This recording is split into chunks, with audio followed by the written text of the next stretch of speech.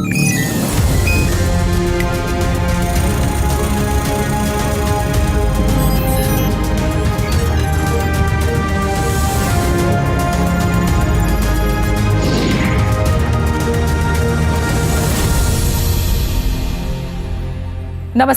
विज्ञान, प्रौद्योगिकी, आविष्कार और नवाचार की खबरों के कार्यक्रम ज्ञान विज्ञान में आप सभी का स्वागत है। मैं हूं प्रीति सिंह। आज के इस अंक में हम बात करेंगे इंडो जर्मन विज्ञान एवं प्रौद्योगिकी केंद्र के 11वें स्थापना दिवस पर लॉन्च की गई औद्योगिक रिसर्च फेलोशिप की। बताएंगे कैसे जलीय निकायों के प्रदूषण को कम कर सकती है अपशिष्ट जल शोधन के लिए विकसित किफायती तकनीक। खबरें और भी होंगी, लेकिन सबसे पहले देखते हैं इस अंक की सुर्खियां। इंडो जर्मन विज्ञान एवं प्रौद्योगिकी केंद्र औद्योगिक फेलोशिप की शुरुआत। IGSTC के 11वें स्थापना दिवस पर हुई घोषणा। डॉक्टरेट और पोस्ट डॉक्टरेट छात्रों के लिए बढ़े अवसर। शर्करा सेवन और फैटी लिवर डिजीज के बीच आणविक प्रक्रिया की पहचान। नॉन अल्कोहलिक फैटी लिवर रोग के उपचार में सहायक हो सकती है, शोधकर्ताओं की ये उपलब्धि। अपशिष्ट जल शोधन के लिए ज्यादा कुशल और किफायती तकनीक विकसित। छोटे और मध्यम उद्योगों में सहायक होगी जादवपुर विश्वविद्यालय द्वारा विकसित नवीन प्रणाली। और मिजोरम क्षेत्र में खोजी गई अफ्रीकी वॉयलेट परिवार के पौधे की नवीन प्रजाति। भारतीय विज्ञान शिक्षा एवं अनुसंधान संस्थान भोपाल के शोधकर्ताओं का पूर्वोत्तर की जैव विविधता पर ताजा शोध। विज्ञान और तकनीक के क्षेत्र में विद्यार्थियों को उच्च स्तरीय शोध मंच प्रदान करने की दिशा में भारत सरकार के विज्ञान और प्रौद्योगिकी विभाग की ओर से एक पहल की गई है। DST ने हाल ही में विज्ञान और अभियांत्रिकी में इंडो जर्मन औद्योगिक फेलोशिप लॉन्च की। इस फेलोशिप के तहत भारतीय शोध छात्र और पोस्ट डॉक्टरेट शोधार्थियों को उनके अनुसंधान कार्य में सहायता की जाएगी। शोधार्थियों के लिए उन्नत जर्मन औद्योगिक वातावरण में अपने नवाचार और प्रौद्योगिकी विकास को बढ़ावा देने का ये एक बेहतर मौका होगा। एक रिपोर्ट। भारत सरकार का विज्ञान एवं प्रौद्योगिकी विभाग देश में बेहतर अनुसंधान और नवाचार के इकोसिस्टम को मजबूत करने के लिए शैक्षणिक स्तर से ही विभिन्न योजनाएं चला रहा है। इसमें शोधार्थियों के लिए द्विराष्ट्रीय विज्ञान और तकनीकी सहयोग कार्यक्रमों के तहत अंतर्राष्ट्रीय फेलोशिप भी शामिल हैं। इसी कड़ी में 14 जून को इंडो जर्मन विज्ञान एवं प्रौद्योगिकी केंद्र IGSTC के 11वें स्थापना दिवस पर DST ने इंडो जर्मन विज्ञान एवं प्रौद्योगिकी केंद्र औद्योगिक फेलोशिप की शुरुआत की है। अधिकतम 1 वर्ष तक के लिए अनुदान समर्थित इस फेलोशिप का उद्देश्य युवा भारतीय शोधकर्ताओं को अनुप्रयुक्त अनुसंधान के लिए प्रेरित करना और उन्नत जर्मन औद्योगिक वातावरण में प्रदर्शन के माध्यम से नवाचार व प्रौद्योगिकी विकास को बढ़ावा देने की क्षमता का निर्माण करना है। I of course congratulate the center, completed more than a decade of successful applied research and networking। मैं जर्मन मंत्रालय और DST के समर्थन से एक सफल अनुप्रयुक्त अनुसंधान नेटवर्किंग केंद्र को 1 दशक से अधिक समय पूरा करने के लिए बधाई देता हूं। इस केंद्र ने जर्मनी के अकादमिक और औद्योगिक संस्थानों को शामिल कर 44 प्रौद्योगिकी विकास परियोजनाओं और 27 अहम कार्यशालाओं का समर्थन किया है।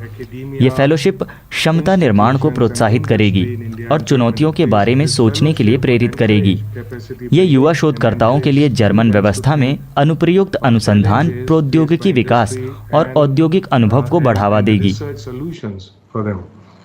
It will encourage applied research, innovation and technology development and industrial experience in German industrial setup। Virtual मंच द्वारा आयोजित फेलोशिप लॉन्च समारोह में IGSTC शासकीय निकाय के सह अध्यक्षों और सदस्यों के अलावा भारत व जर्मन सरकारों, उद्योगों और अकादमिक क्षेत्र के प्रतिनिधि मौजूद रहे। ये फेलोशिप विज्ञान और इंजीनियरिंग के क्षेत्र में युवा भारतीय PhD छात्रों और पोस्ट डॉक्टरेट शोधार्थियों को जर्मन उद्योगों और औद्योगिक अनुसंधान एवं विकास संस्थानों में औद्योगिक प्रदर्शन के लिए मदद करेगी, जिससे दोनों देशों को SNT ज्ञान के आदान प्रदान का एक और मंच प्राप्त होगा।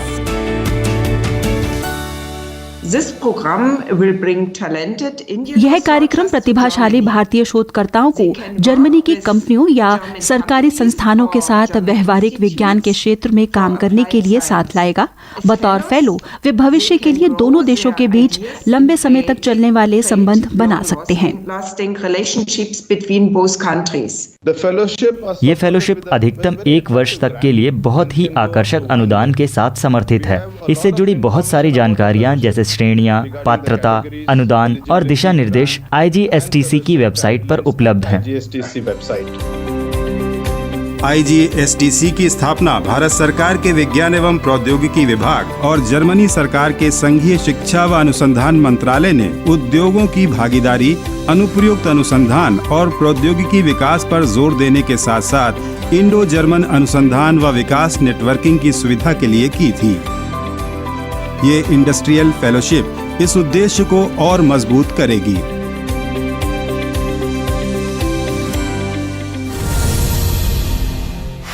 भागदौड़ भरी जीवन शैली और खानपान के चलते बढ़ रही गंभीर बीमारियों में से एक है फैटी लिवर रोग। भारत में लिवर से जुड़े रोगों में ये एक प्रमुख रोग है, जिसका एक कारण है ज्यादा मीठा खाना।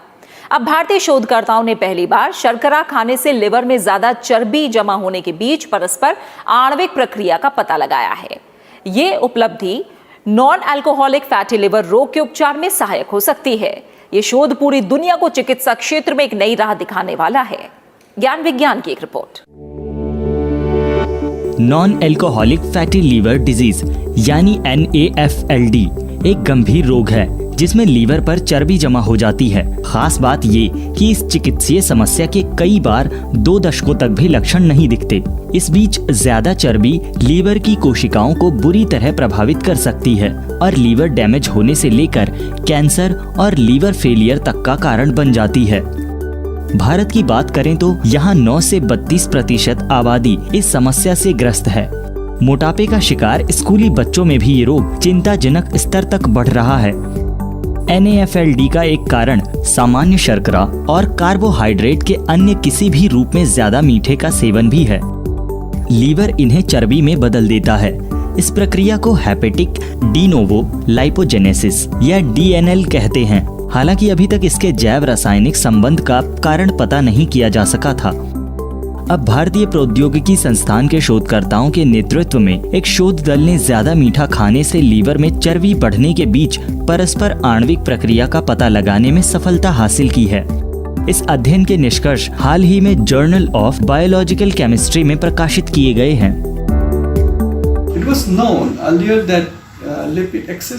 यह पहले से ज्ञात है कि अधिक कार्बोहाइड्रेट सेवन से लीवर में चर्बी जमा हो जाती है, लेकिन कार्बोहाइड्रेट या चीनी का सेवन वसा के संचय की ओर कैसे ले जाता है, इसके आणविक तंत्र की जैव रासायनिक प्रक्रिया की जानकारी नहीं थी। हमने अपने शोध पत्र में इसी आणविक तंत्र का पता लगाया है, जिसके माध्यम से हम इसके अंतर्निहित तंत्र को समझ सकते हैं कि अत्यधिक कार्बोहाइड्रेट सेवन से कैसे लीवर में चर्बी जमा हो सकती है।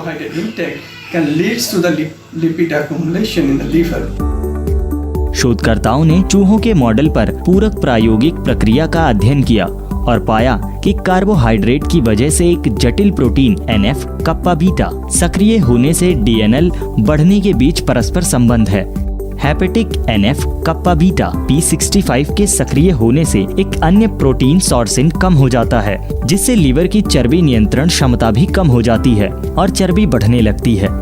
इस जटिल प्रोटीन और DNL बढ़ने के बीच का यही परस्पर संबंध अभी तक पहचाना नहीं गया था। अब इस प्रक्रिया के आणविक संबंध के स्पष्ट होने से इस गंभीर रोग का इलाज तलाश करना आसान होगा। दरअसल सूजन संबंधी अन्य बीमारियों जैसे कैंसर, अल्जाइमर, स्ट्रोक, मांसपेशियों का खराब होना आदि में भी NF कप्पा बीटा की भूमिका है और पूरी दुनिया में इसका उपचार तलाशा जा रहा है। IIT मंडी के इस शोध से उपचार के साथ साथ एक बात और साबित होती है कि मीठे का सेवन कम से कम कर फैटी लीवर रोग से बचा जा सकता है। We find out an important protein, it's called NF kappa beta, play an important role. हमने एक महत्वपूर्ण प्रोटीन NF कप्पा बीटा का पता लगाया जो कार्बोहाइड्रेट सेवन की प्रतिक्रिया में लीवर में वसाकरण को प्रेरित करने में अहम भूमिका निभाता है। अगर कोई अवरोधक जिसे हम इस प्रोटीन को रोकने में उपयोग कर सकते हैं तो ज्यादा मीठा खाने से होने वाले फैटी लीवर के विकास को अवरुद्ध किया जा सकता है। इस अध्ययन से पता चलता है कि अत्यधिक चीनी के सेवन से नॉन अल्कोहलिक फैटी लीवर की बीमारी हो सकती है। ये शोध पत्र प्रोत्साहित करता है कि हम चीनी का सेवन कम कर लीवर के इस गंभीर रोग को इसके शुरुआती स्तर पर ही रोक सकते हैं। The non-alcoholic fatty liver disease progression and development at very early stage. वैसे भी non alcoholic fatty liver disease की गंभीरता समझने और इसे रोकने का प्रयास करने वाला भारत दुनिया का पहला देश है। भारत सरकार ने हाल ही में राष्ट्रीय कैंसर, मधुमेह, हृदय रोग और स्ट्रोक रोकथाम एवं नियंत्रण कार्यक्रम NPCDCS में NAFLD को भी शामिल किया है।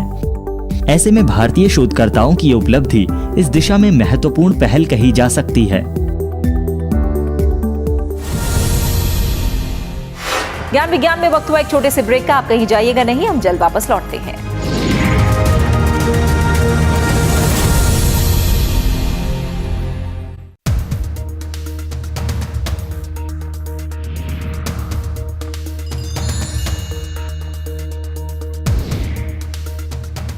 अनुच्छेद 135 संघीय न्यायालय के अधिकार क्षेत्र और शक्तियां तथा सुप्रीम कोर्ट से जुड़ा है। जब तक संसद कानून द्वारा अन्यथा प्रदान नहीं करती है, तब तक सर्वोच्च न्यायालय के पास भी किसी भी मामले के संबंध में अधिकार क्षेत्र और शक्तियां होंगी जो अनुच्छेद 133 या अनुच्छेद 134 के प्रावधानों के तहत नहीं आते और जो संविधान के शुरू होने से पहले संघीय कानून द्वारा लागू किए गए थे।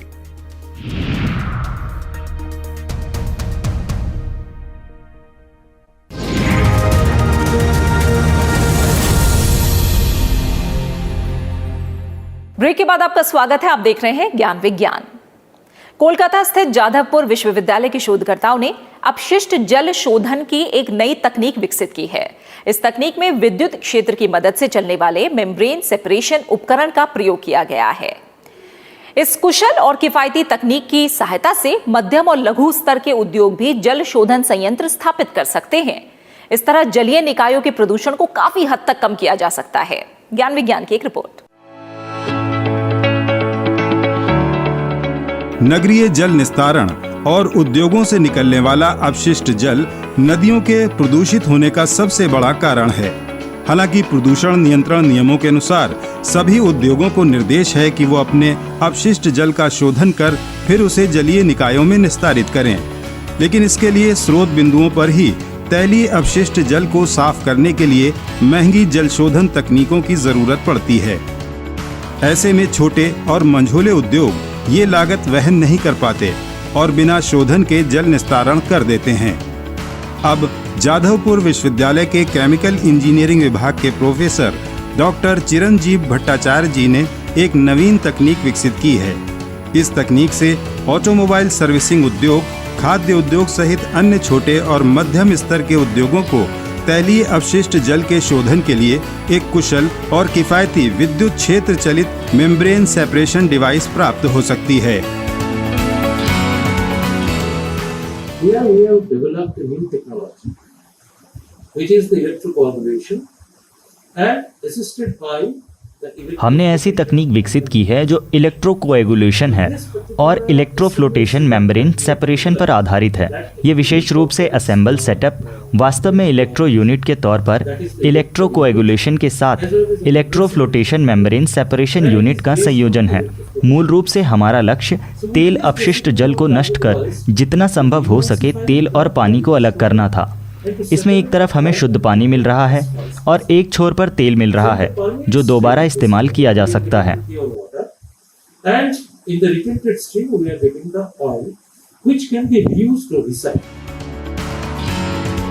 इस प्रणाली में जल शोधन के लिए इलेक्ट्रोकोएगुलेशन और इलेक्ट्रोफ्लोटेशन एनहांस्ड मेम्ब्रेन मॉड्यूल तकनीकों के संयोजन का उपयोग किया गया है। इलेक्ट्रोकोएगुलेशन तकनीक कणों की सतह के आवेश को बदलने के लिए विद्युत आवेश का उपयोग कर पानी से निलंबित पदार्थ को एक साथ जमा करने में मदद करती है। और इलेक्ट्रोफ्लोटेशन बिजली प्रवाह द्वारा पानी में उत्पन्न किए गए हाइड्रोजन और ऑक्सीजन के बुलबुलों का उपयोग कर निलंबित कणों को अलग करता है। इन दोनों तकनीकों को एक सेटअप में मेम्ब्रेन से जोड़ा गया है। हाइड्रोजन बुलबुलों से उत्पन्न हलचल और मेम्ब्रेन के रोटेशन की सहक्रिया से मेम्ब्रेन पर तेल नहीं जमा हो पाता और लंबे समय तक मेम्ब्रेन कुशलता से काम करती रहती है। बार बार मेम्ब्रेन बदलने की जरूरत नहीं होती और रखरखाव की लागत भी कम हो जाती है। नवीन तकनीक की यही विशेषता इसे छोटे और मध्यम स्तरीय उद्यमों के लिए व्यावहारिक बनाती है। So one of the crucial benefits that we are getting out of this entire setup is that first of all the footprint area it can be installed। इस सेटअप के महत्वपूर्ण लाभों में से एक है फुटप्रिंट क्षेत्र। इसे बिना बड़े निवेश के कम जगह पर स्थापित किया जा सकता है। ये उन लोगों के लिए बहुत फायदेमंद है जिनके पास लघु या मध्यम पैमाने के उद्यम हैं। और दूसरी सबसे बड़ी बात है कम मानव संसाधन। ये ऐसी तकनीक है जिसमें इस उपकरण के संचालन के लिए तकनीकी रूप से ज़्यादा कुशल लोगों की ज़रूरत नहीं पड़ती।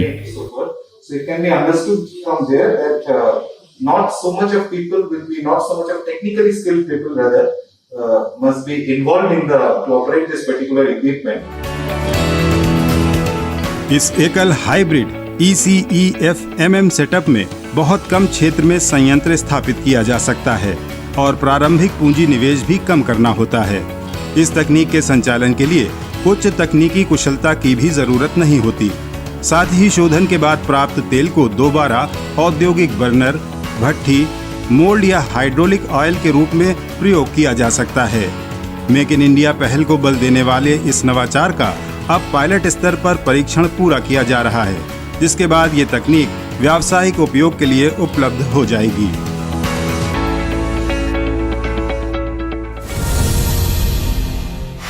भारतीय विज्ञान शिक्षा और अनुसंधान संस्थान भोपाल के शोधकर्ताओं ने अफ्रीकी वॉयलेट परिवार से जुड़े पौधों की नई प्रजाति खोजी है।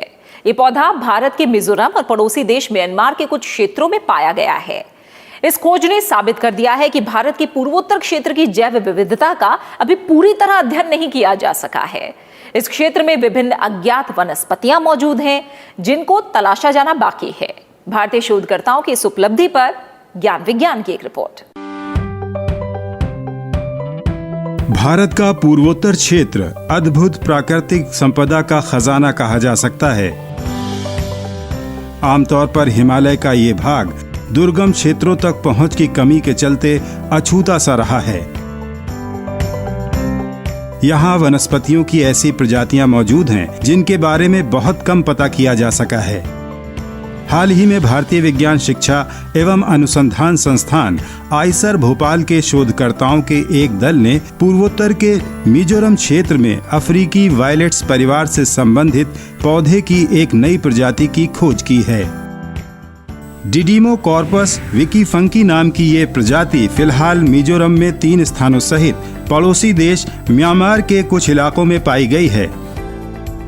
लगभग लुप्त प्राय माने जाने वाली पौधे की ये प्रजाति पेड़ों पर उगती है और मानसून के समय इसमें हल्के गुलाबी रंग के फूल आते हैं।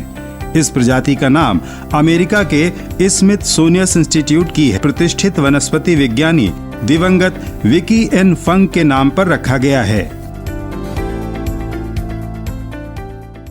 The paper that is being highlighted right now is one of those species and it belongs to a family called the हमारी ताज़ा खोज अफ्रीकी वॉयलेट परिवार की प्रजातियों में से एक है। इस पौधे की खोज हमारे शोधार्थी श्री प्रसन्ना ने की थी।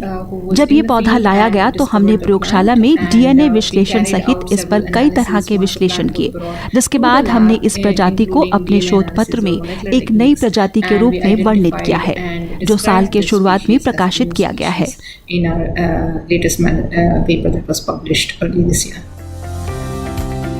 आईसर भोपाल की टीम को ये सफलता डिडिमोकॉर्पस पौधे के विकास और जीवन का अध्ययन करने के दौरान मिली। डिडिमोकॉर्पस पौधे अफ्रीकन वायलेट्स परिवार से संबंधित एक जीनस हैं और इसके सदस्य पश्चिमी हिमालय से लेकर सुमात्रा तक के क्षेत्र में पाए जाते हैं। इनमें से अधिकांश प्रजातियां संकीर्ण एंडेमिक्स हैं, जिन्हें जीवित रखने के लिए विशेष आवासों की आवश्यकता होती है। इस तरह ये पौधे प्राचीन आवासों के संकेतक के रूप में भी कार्य करते हैं। इस जीनस की वर्तमान में 106 ज्ञात प्रजातियां हैं, जिनमें से 26 भारत के पूर्वोत्तर राज्यों में मौजूद हैं। अध्ययन के दौरान एक ऐसा पौधा देखा गया जो सभी ज्ञात वनस्पति रूपों से अलग था। आकृति विज्ञान, प्रकाशित साहित्य और पूर्व संग्रह के आधार पर एक लंबे परीक्षण के बाद इस पौधे को नई प्रजाति के रूप में वर्णित किया गया है। There's a lot of scope in that in the northeast to discover and पूर्वोत्तर की जैव विविधता में हमारे लिए इस दिशा में खोज और अन्वेषण करने की बहुत गुंजाइश है। पूर्वोत्तर की सबसे दिलचस्प बात दक्षिण पूर्व एशिया से इसका कनेक्टिंग लिंक है। हम उत्तर पूर्व भारत को भारतीय वनस्पतियों और दक्षिण पूर्व एशिया की वनस्पतियों के बीच एक प्रकार के बड़े पुल के तौर पर देखते हैं। इन दोनों बड़े क्षेत्रों में पौधों का कैसे आदान प्रदान हुआ, ये हमारे शोध का प्रमुख बिंदु है। And that is primarily the focus of most of our research in my lab. शोधकर्ताओं के मुताबिक जैव विविधता वाले 2 hot spot, Bharat Burma hot spot और पूर्वी हिमालय के कारण पूर्वोत्तर भारत में पौधों की प्रजातियों की विविधता बहुत ज्यादा है और अनोखी है, जिनमें अभी बहुत सारी प्रजातियों का पता नहीं लगाया जा सका है। भारतीय शोधकर्ताओं की इस सफलता ने भारतीय जैव विविधता की समृद्धता का एक और संकेत दिया है। इस खोज का निष्कर्ष अंतर्राष्ट्रीय शोध पत्रिका सिस्टमैटिक बॉटनी में प्रकाशित किया गया है।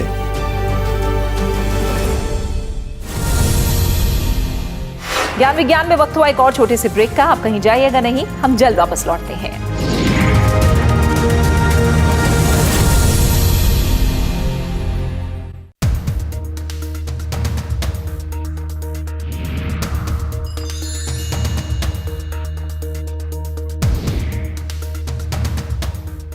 अनुच्छेद 137 सर्वोच्च न्यायालय द्वारा निर्णयों या आदेशों की समीक्षा से संबंधित है। संसद द्वारा बनाए गए किसी भी कानून के प्रावधानों या अनुच्छेद 145 के तहत बनाए गए किसी भी नियम के तहत सर्वोच्च न्यायालय के पास किसी भी निर्णय या उसके द्वारा दिए गए आदेश की समीक्षा करने की शक्ति होगी।